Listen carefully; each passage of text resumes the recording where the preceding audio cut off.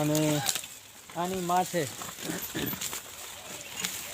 7 થી 8 લીટર આની માનું દૂધ હતું અને આપણે એનું બચ્ચું પણ લાવ્યું છે અને આપણે વ્યવસ્થિત ભેંસ બનાવવાની છે અને સારી ક્વોલિટીની કઈ રીતે બનાવી અને આ જ્યારે ભેંસ તૈયાર થઈ જાય ત્યારે આપણે પણ એક વિડીયો ફ્રી આપણે બનાવશું કે કઈ રીતની આપણે આ નાની પાડીની અંદરથી એવી ભેંસ કઈ રીતે બનાવી અને આપણે હાલ તો આને સેવા જ કરવાની છે મિત્રો.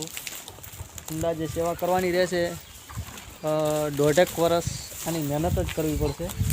એટલે વ્યવસ્થિત તમે ગાયનું બચ્ચું હોય, રેડલી હોય કે પાડી હોય નાની, પણ એની માં સારી હોવી જોઈએ. એની માં ઓછામાં ઓછું શંકર ગાય હોય તો 10 લીટરવાળી તમે રેડલી લઈને અને એની સેવા કરી શકો છો.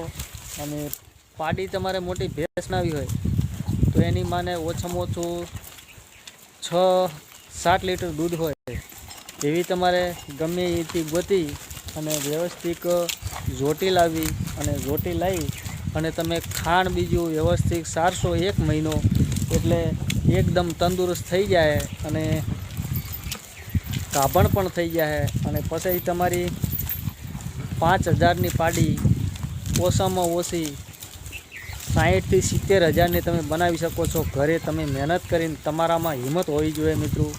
અને હિંમત હોય તો બધોય પણ પોસિબલ જ છે.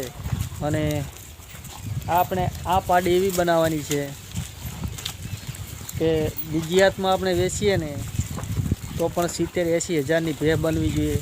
એ ટાઈપની આપણે ખાણ બીજું સારી અને સારી પણ બનાવવાની છે.